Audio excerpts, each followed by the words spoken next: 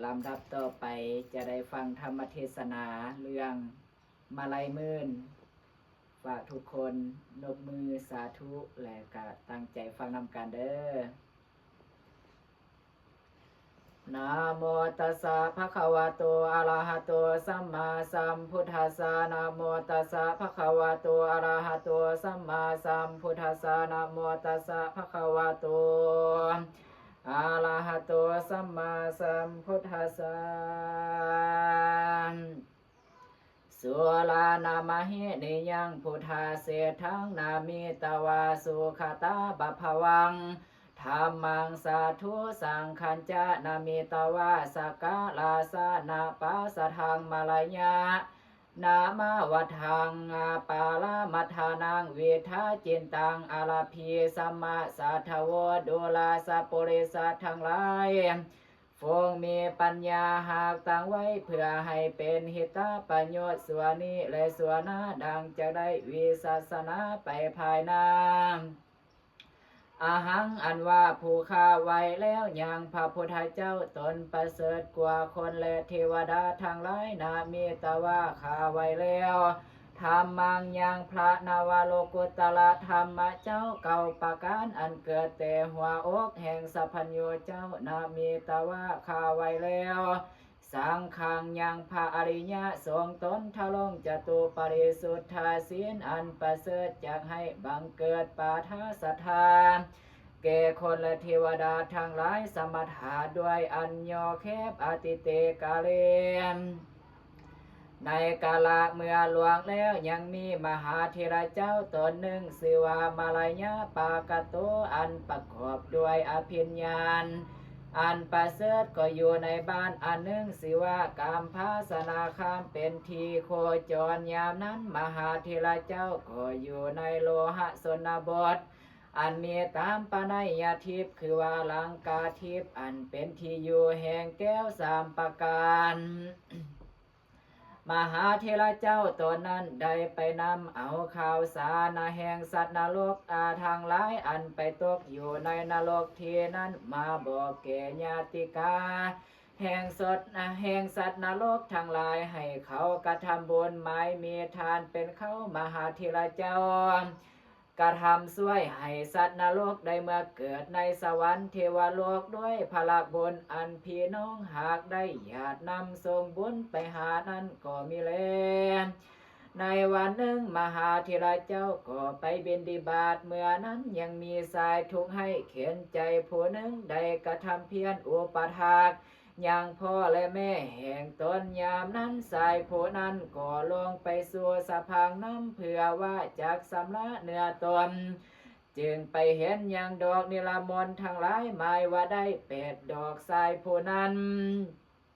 ก็ถือเอามาตามมาฆ่าหนทางเส้นนั้นนาจึงมาเห็นยังมหาเทระเจ้าไปบิณฑบาตเดินมาจึงยอมมือไว้ถวาย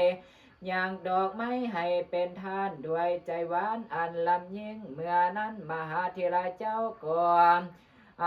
ถือเอายังดอกนิลามนกับดอมมาใส่ผู้นั้นแล้วก็อนุโมทนา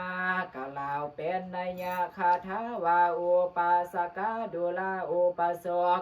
ได้เอาดอกไม้ให้เป็นทานปัสสามนาโสคนในวัฏสงสารมีใจหวานเหลือเล่นยอมเพให้เป็นทานบุพบาลดวงประเสริฐได้จึงให้บังเกิดได้ยังเข้าของกองแก้วอย่าขาดแคลวจงให้ได้ดังคำปรารถนาอุปสมบจงให้ได้เสวยสีสมบัติอย่าได้ขาดทุกสัตว์ดังคำปรารถนาก็ขาดเถิดพามาลัยไขคำอนุโมทนาถวายพรแก่สายทุกให้ดังนั้นแล้วพาตนแก้วมาลัยก็ถือเอาดอกนิลามนไปบูชาพระธาตุเกศแก้วจุลมณีในสันฟ้าตวติงสาอันพญาอินทาหากสร้างไว้เพื่อให้เป็นที่ไว้และบูชาแก่คนและเทพดาทั้งหลายทุกหมู่ก็มีแลอุปคันตวามหาเทระเจ้าไว้พระธาตุเกศแก้วจุลมณีแล้ว อาพาเทระเจ้าจึงมาสถิตอยู่ที่ควรหันเลมเมื่อนั้นบรรพญาเอ็นทาเทระจึงกล่าวโอวาทไว้ถามเทพพมาลัยว่าเจ้ากูโลกแต่ประเทศที่ได้มานี้จ้าเมื่อนั้นนาภาเทระเจ้าจึงต้านตอบถวายสารว่าอาตมาโลกแต่สมโพธิผลมาเลยใจประสงค์เพื่อจะไว้จุลมหาธาตุเมื่อนั้นเทพมาลัยตนองค์อาจจึงกล่าวปุษาธรรมอินทธิราชว่ามหาลาสะดุลามหาราชอันว่าจุลมณีเจดีย์อันประเสริฐตั้งอยู่ในสันฟ้าเลือตาวติงสาตายาอันมหาราชได้เจ้าหากสร้างไว้ให้เป็นที่ไว้และบูชาแห่งเทพดาทั้งหลายนั้นเลืออาหูว่าผู้ใดมาสร้างไว้นี่จ้าอินทาไขคานนัดตอบไว้นบมาน้อมขานคำว่าอาพันเตขาไว้เจ้ากูตนประเสริฐอันว่าพระธาตุเกศแก่จุลมณีมายาอันผู้ข้าหากสร้างไว้เพื่อให้เป็นอาทีไว้แลบูชาแก่คนแลเทวดาทั้งหลายก็ข้าเลมเทโลอันว่าเทพพมาลัยตนมีพญาว่องไวองค์อาจจึงกล่าวถามอินทธิราชว่าดูลามหาราชอาเทพดาทั้งหลายฝูงอยู่ในสวรรค์พร้อมกันมาบอกขาดไว้พระธาตุทุกวันศีลดังนี้เมตไตรโยโพธิสัตโตส่วนดังพระศรีอริยเมตไตรอำนาจเจ้ายังจักมาไว้และบูชาพระธาตุอาเจดีย์บนิจาเย็นธรรมทีราชจึงตานตอบจลาจ้าว่าพระเมตไตรโพธิสัตว์เจ้าก็จะมาบูชามหาธาตุบ่ขาดทุกวันศีลนั้นก็ข้าเลวันนี้ก็หากแม่นเดือนเจียงขึ้นเป็ดคำเป็นจริตตัมมาเตสงสารอินทาคารไขเหตุพระเมตไตรเจ้าก็จักเข้ามาในวันนี้ก็คาเลเอวังในเมื่อมหาธิราชเจ้ายังต้านจราจากับดอกพญาเห็นดังนั้นบันเทพบุตรตนยิ่งใจแจงสิ่งสมบัติมีปริวารบ่น้อยนาปาด้วยห้อยเป็นประทัดเข้ามาบรบัตพระมหาทานทัดนั้นเทพมาลัยก็ถามพญาเอ็นตนวิเศษาตนนาอินทาเจ้าจึงไขเหตุโดยพลันเทวบุตรตนมาบัดนี้มีชื่อบ่ปรากฏมียศบ่ลือซาได้เกิดมาในเมืองคนทั่วละวนเอาญาบ่ซาหยิบมาขายเลี้ยงชีวิตแต่ภายหลังยังประกอบด้วยบุญพูนสันเตกินห่อเข้าแห่งตนที่สว่าแหนยังกาบินมาอยู่เฝ้าถ้าตะว่าได้ให้เข้าเป็นทานเกกามีประมาณเท่านั้นแต่เมืองคนจึงได้เอาตนมาเกิดในสันฟ้าเลือดบริสุทธิ์ได้เป็นเทวบุตรตนวิเศษเตนาเหตุดังนั้นอาจารย์เจ้าจึงกล่าวว่าบุคลาผู้ใดได้ให้เข้าเป็นท่านแก่สัตว์ทั้งหลายไม่มีกาเป็นเข้าก็มีปริวารห้อยหนึ่งเทวบุตรตนนั้นเข้ามาบูชาแล้วก็สถิตอยู่ที่สาหอนตาเวนออกก็มีเล่มอาปาโลเทวบุตรตนอันว่าเทวบุตรตนไม่อาคาโตก็เข้ามากับด้วยปริวารประมาณ1,000ดังนั้นเทพมาลัยทนบริสุทธิ์ปุสีก็ถามว่ามหาราชาดูลามหาราชเทวบุตรตนมาบัดนี้แม่นนักป่าเจ้าเมตไตรไปนั่นจ้าโนโสพันเตเทพบุตรตอนเข้ามาบัดนี้มีชื่อบ่ปรากฏมียศบ่ลือซาได้เกิดมาในเมืองคนภายลุ่มได้เป็นสายนมเลี้ยงวัวควายได้แจกใหญ่ให้เข้าแห่งตนเป็นท่านแก่คนฝูงเป็นสหายเลี้ยงวัวควายคู่กันขันว่าจุติตายแล้วมาเกิดเมืองแก้วเลือตวติงสาอาจารย์เจ้าจึงกล่าวว่าบุคลาผู้ใดได้ให้เข้าเป็นท่านแก่คนผู้บ่มีศีลก็มีสีสมบัติบ่น้อยนับที่ถ้อยพอพันขันวัทิวบุตรตนนั้น เอาไว้แล้วแลบูชาลีลามานางเฝ้าพระธาตุเจ้าเบื้องทักขินก็มีเลอาปาโลทิวาบุตโตอันว่าทิวาบุตตนไม่มีปริวารได้10,000ยกยืนถือเครื่องบูชามาแต่ไกลเทพมาไลจึงขายมาทุลสลังสมซื่นต่ออินทาวาทิวาบุตตนมาบัดนี้แม่นักปราชญ์เจ้าเมตไตรอาบอนิจ้าแต่นั้นเอียนทาคานนาไขตอบเทพบุตรตนมาอาบัดนี้บุพเพเกิดสงสารได้ให้ทานนาเกสัมได้ให้เข้าเป็นทานเกสัมเนนตอนทะลองเสียนด้วยใจยินดีบอกขาดคันว่าตายจากซาดเมืองคนจึงได้เอาตนนามาเกิดในสันฟ้าเลิศภายบนนักปราชญ์เจ้าจึงกล่าวว่าโบคลาผู้ใดได้ให้เข้าเป็นทานแก่สมณเณรตนมีศีลทุกเมื่อได้บุญเพื่อมาคามสมภารตามบริสุทธิ์เทพบุตรตนนั้นไว้แล้วแลบูชามาสถิตอยู่เบื้องปัสสิมาก็มีเลอาปาโลทิวาบุตโตอันว่าทิวาบุตรตนไม่มีปริวาร20,000สมซื่นเข้ามาแต่ไกลงามยิ่งปุสิเทพมาลัยจึงถามตามนิยมดังเก่าอินทาเล่าปฏิญาณขานว่าทิวาบุตรตนนี้ได้ให้เข้า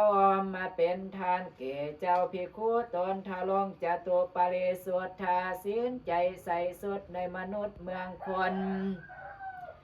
จึงได้เอาตนมาเกิดในสันฟ้าเลิศภายบนจึงได้เป็นเทวบุตรตนวิเศษเตนะเหตุดังนั้นอาจารย์เจ้าจึงกล่าวว่าบุคลาผู้ใดได้ให้เข้าเป็นทานแก่เจ้าภิกขุทั้งหลายก็ได้ทะลองอย่างกุศลกุศลเทวบุตรตอนนั้นไว้แล้วแลบูชาย้ายกันมานางเฝ้าพระธาตุเจ้าเบื้องอุดรก็มีเลอาปาโลเทวบุตรโตอันว่าเทวบุตรตนไม่มีปริวาร30,000เข้ามาบวรบาทพามหาธาตุวาตวาเจ้าก็เล่าธรรมพญาเอียนทาตนนาเลือเดชจึงสักเหดาอันนาให้ทานนาสร้างสมภารอันประเสริฐเกิดในเมืองคนอนุรุทธาบุรีมีชื่อว่าสร้างหูผู้พิจิตเลี้ยงชีวิตด้วยสัมมาอาชีวะคัตโธได้เผาเสียยังซากคนอันจิบหายไปหาที่เพิ่งที่อาศัยบ่ได้ตั้งของไว้ทรงสการจำเริญศีลทานบ่ขาด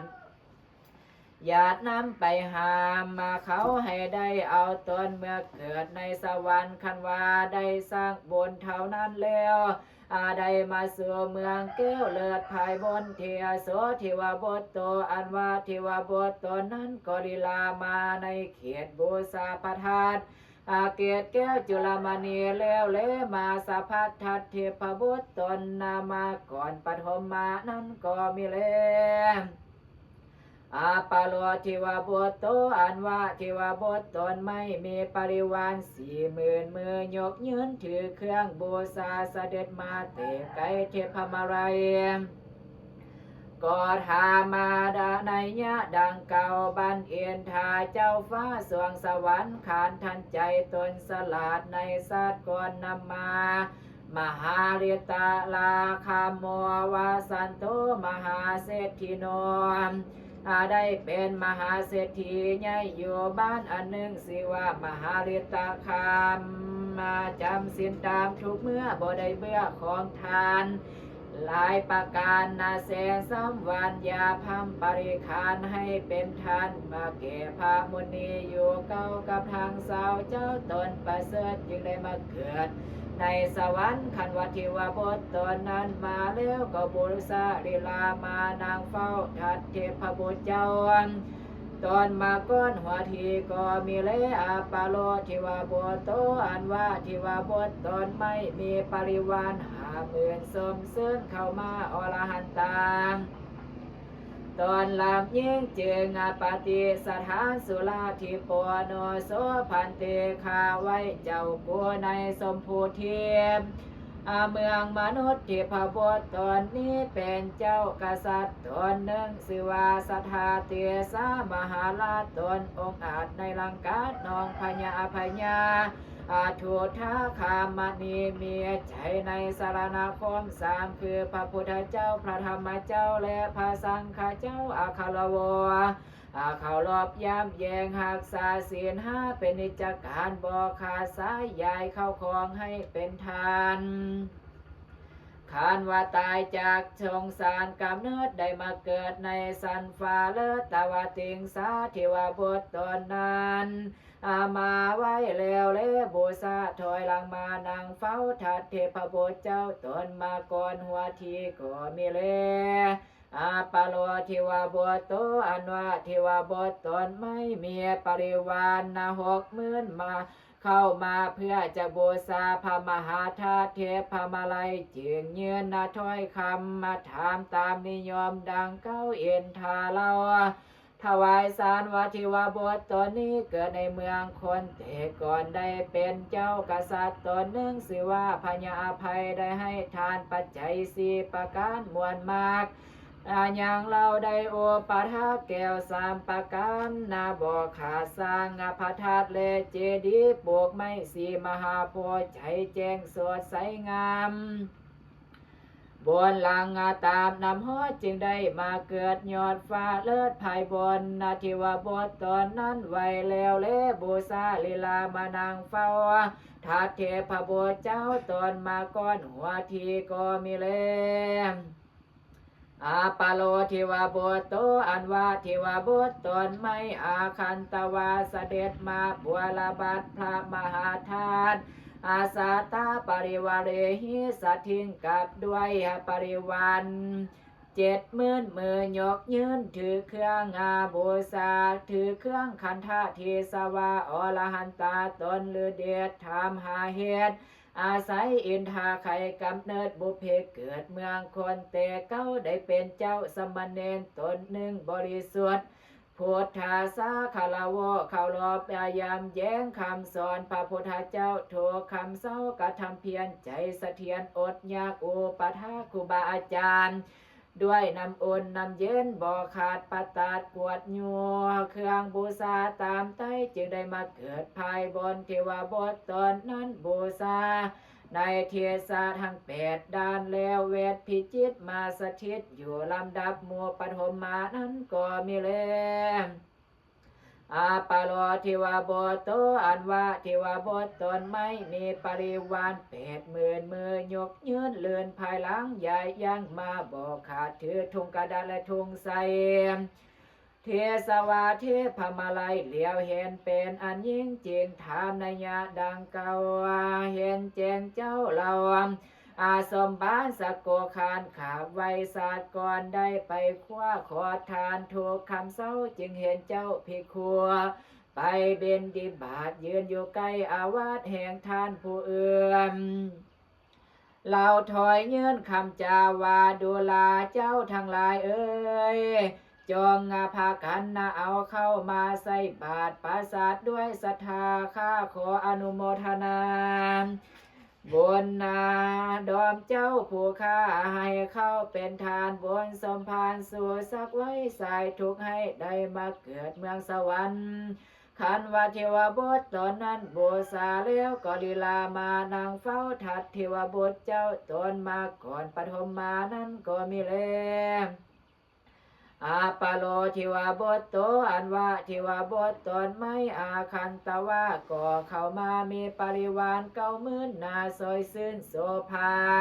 ปัวสาป้าเมืองเทศตนวิเศษเลียงเห็นเป็นอันยิ่งคือดังเจ้าจอมิงเมตไตเทพพมาลัยจึงถามอินทาตนประเสริฐเอ็นทาไข่กำเนิดตนประเสริฐสำลานทิวบทตนนี้อยู่ในเมืองคนมนุษย์สาโลกบานอันหนึ่งสิวากันนิกาลคามอันเมียในตามปนัญญาเทียบมากล่าวคือว่าลังกาเทียบที่สาวาใส่ผู้นั้นก็เห็นอย่างสะทบหัวพระเจ้าและเจดีย์ไม่สีมหาโพธิ์ทนวิเศษขเหตว่ามันก็ถือเอาดอกกัญญิกามาบูชาพระเจ้า อาภามหาธาตุนานำลังยาดาไม้ท่านอธิษฐานพร้อมให้เป็น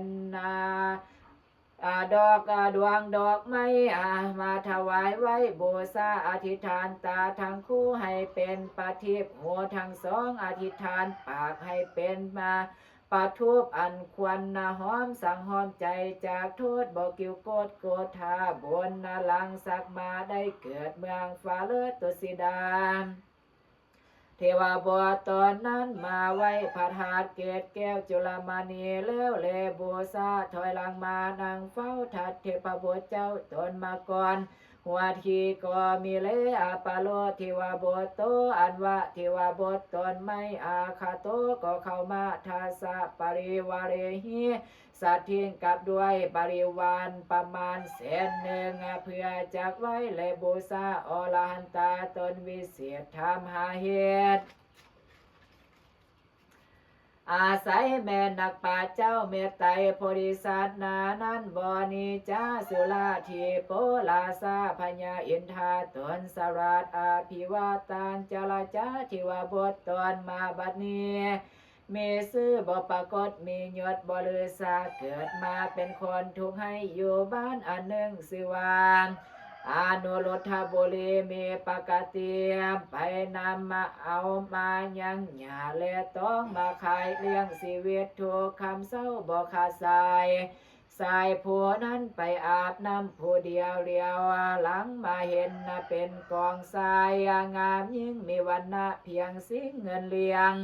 เวียนโยเฮตวาขวดมากองตบแล้วให้เป็นพระธาตุแก้วเจดีย์มีปาสาทาสัทธาวานอาโห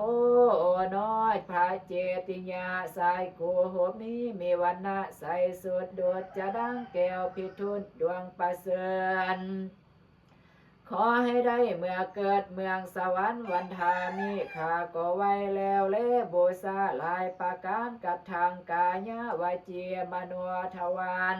บัวพาบานหอมเฮือนกาตาวาสายทุกให้ยังเราได้อุปถากหักษาแก้ว3ประการ